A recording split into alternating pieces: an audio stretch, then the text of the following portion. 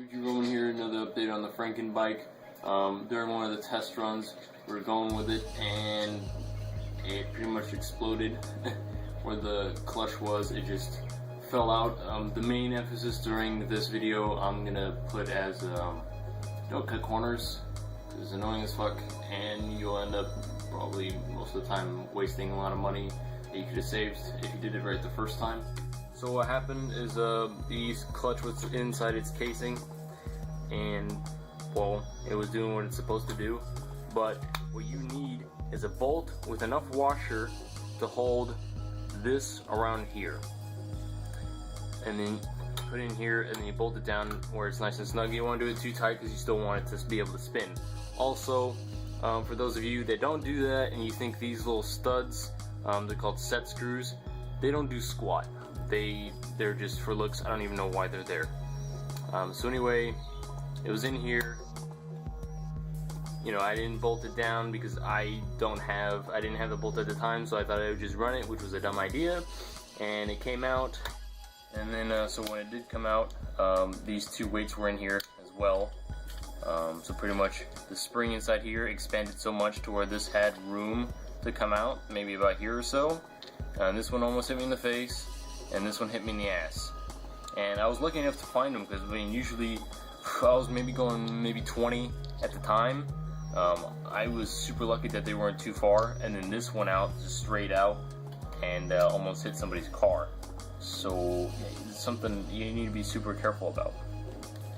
And when it comes to, you know, this is like probably the most, besides the engine itself, the most complicated moving part. You definitely want to have this, you know, bolted down to make sure it's working as it should. So if you ever get a clutch that was pulled apart, or if you were unfortunate to have happened to me, what, you know, if it ever happened to you, and these weights do come out, you want to check relatively to see if there's a lot of damage or if there's misshapen pieces in the clutch. This one I got super lucky. There's a couple scuffs, but I don't see any reason for it to work anymore. So pretty much what it is this spring holds this weight in that groove, and so pretty much you would just bring this spring back up and shove it in there and let it go back down. Watch out for your fingers. You gotta remember it takes quite a bit of force to be able to make all these weights come out, and all that one spring holds all that in. So you want to be super careful about that.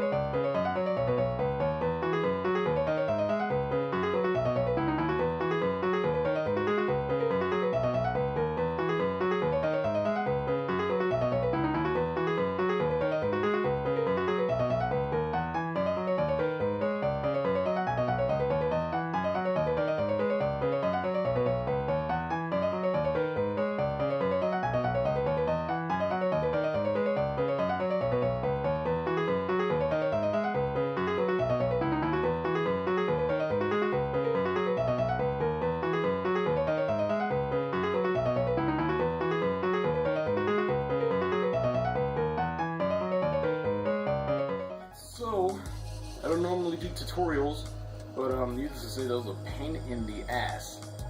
And it looks relatively even. Another major thing to make sure that if you're having issues with the clutch, make sure that all the weights all the way around are nice and even. None of them. That one's kind of worrying me because it's popping out a little bit. But you don't want them like sticking out here and there. And there you go. Pretty much. See how it works.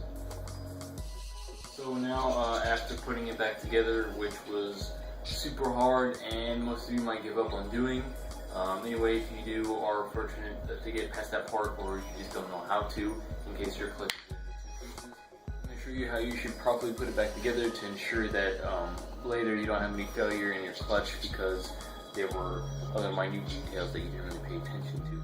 So what you're going to need a rubber mallet, very important that it's rubber, and it's one of the bigger kinds. You don't need a huge one. but the main emphasis is rubber, not metal, so that way you hit something, you still have some weight, versus metal, so you don't bend or dent your metal. And especially with something like the clutch, that's going to be very important to make sure you don't mess anything up like that.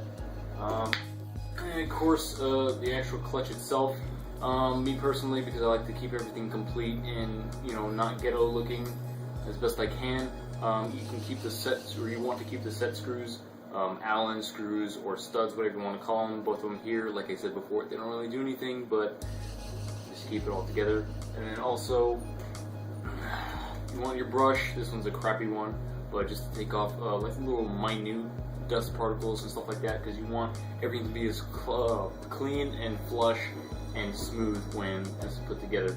And then a rag to help you wipe it off at the end. And then you're going to need whatever Allen wrench. This is just for a bicycle, but I forgot what millimeter it was. It's pretty small. It's, I think, a 3. That's what most set screws are going to be for the clutch like this. And then, of course, most important part, and the reason why I'm doing this in the first place, to show you not to cut corners. I wish I had a video how it happened, but very dangerous if this comes off, and this keeps it from doing that. This pretty much does the job that this is already are supposed to do, but like I said before, they didn't do squat, so this is what's behind all this little bolt. And then, also another thing, the bolt that you use for the end of that is a lot different than most bolts that you use on the rest of the go-kart. This thread is going to be a lot narrower each row than most of the bolts that you're going to use. And also, you want a bolt, and you also want a really thick washer, pretty much as thick as you can. And you want it to where you cover the shaft and then this edging part right here too, so that way it actually does its job of covering the whole thing. So it should look something like that. So I need to show you generally how to prepare your clutch to go in.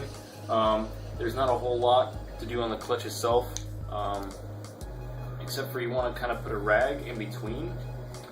I want to put a thinner one, so that way it's a little easier for you. This is all I got right now. When you put it like this, just kind of roll it around, and you want to get it to spin, so it wipes everything nice and clean. And then there you go. And then try not to touch the metal as much as you can. It doesn't really matter. It's not like it's sterile or anything, but you want the least amount of contaminants right there as possible. And then for the shaft, you want the housing to be as far back as you can. If it's inboard and then outboard, you probably have to take this off altogether. And then, so as far as the shaft, if it's pretty clean shaft, you might just get away with just wiping it with a rag or whatever. But if you have a lot of rust and grime and sludge on it, then you definitely want to get this super clean, and you want to get the end. And you're never really going to get the inside that much, but try your best, obviously. And then this one was relatively clean anyway, so after that, you just wipe it off. And also, if you have a lot of, because this is meant to shave metal pretty much, is the way it's designed, you want to get rid of that and whatever dirt and sludge got in there before, you know, from previous use, if it's a used clutch. And then I would, even if it was new, I'd wipe it anyway, just to make sure. You also want to clean your pin as much as you can too. This is actually what needs to be the cleanest. This was actually relatively clean already. If yours is rusted out and doesn't seem to, to want to bother, and then you have to resort to a grinder in order to clean it, the best thing is to just take it to like Napa or something like that has these kind of parts. You just buy a new one. They're not expensive whatsoever, and they're really helpful. You want these to be as close to the factory size as you can for these.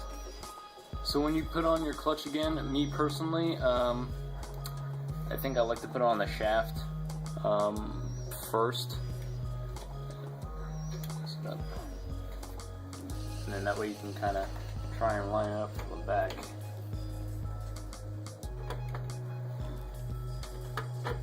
There you go.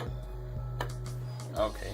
Well, I got lucky this time, but normally when you take your, when you slide it in, if it's giving you a little trouble, you want to take the rubber mount and you want to hit right here. Do not hit on this or this, because you can misshape the parts and pieces inside.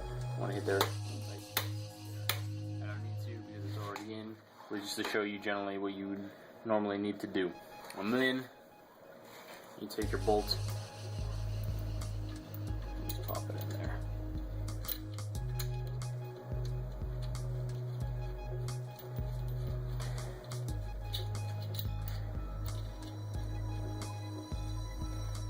So you can see that didn't really tighten the bolt. I mean, I can still loosen it and tighten it by my finger, and then you want to tighten down the set screws.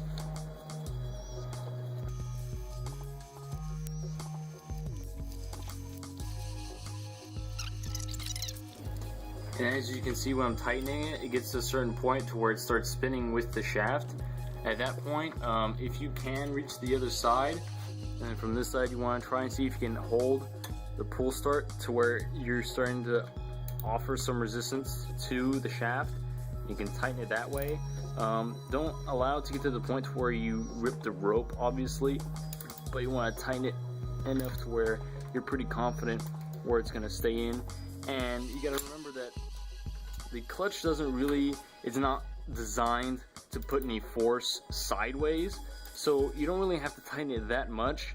You don't really have to worry about it popping off. Like I said before, I ran it without a bolt for several test runs, and it, held into the last time.